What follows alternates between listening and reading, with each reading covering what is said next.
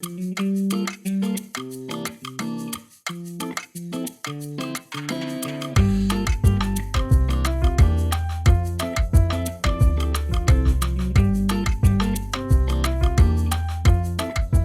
40 years later, here I am, looking at some of the best grapes in the Hunter Valley.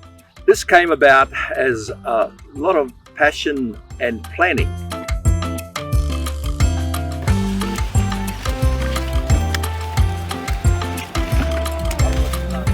1998, I went and did a course on viticulture to learn about how to maintain a vineyard. The first thing I was told was that you've got to do the study about where you buy the vineyard.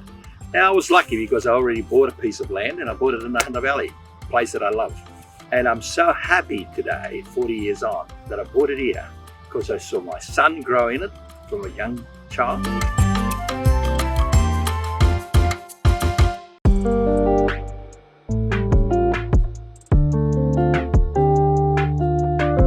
Today is a very significant day because 10 years ago I started with a process of looking at pre-1946 vines. There's a significance to that.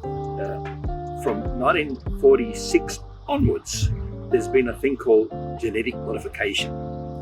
And I'm all for technology, but I don't like things to be changed. So I looked for two of the most iconic vineyards in the Hunter Valley, got cuttings. So I didn't pinch them, didn't go over the barbed wire. I asked for permission, got the vines, and I planted them here in the nursery.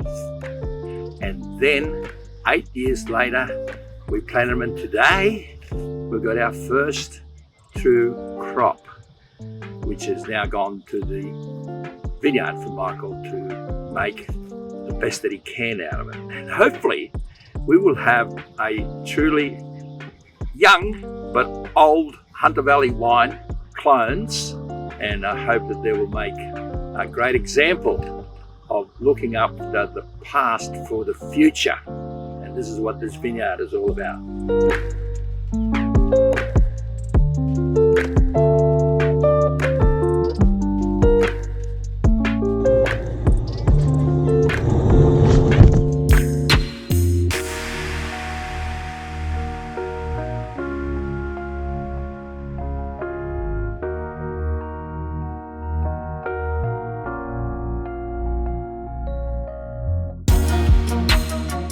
We only drip irrigate.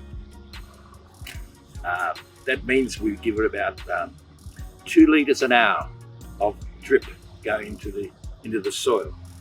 And consequently, I'm trying to retain as much of that moisture as I can. So what I do, I include charcoal into my soil. And that's helping a lot because you need to put less water. And so it reduces the amount of water required for the vines to grow.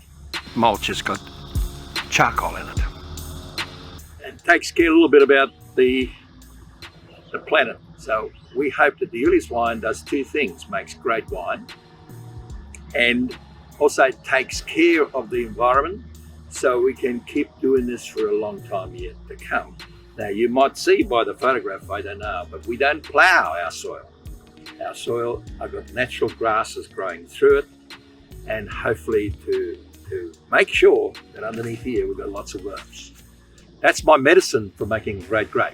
Lots and lots of worms, putting in lots of castings, and don't have too much phosphorus.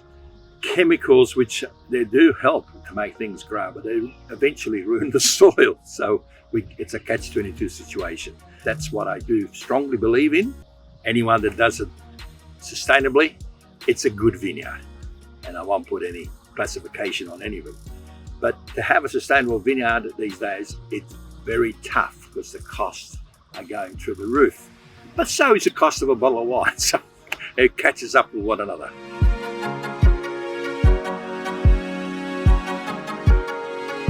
I like to think 2023 will be a year that will be remembered by our wines long term. So not only do we make great wines, but we'll be able to keep them for a long time.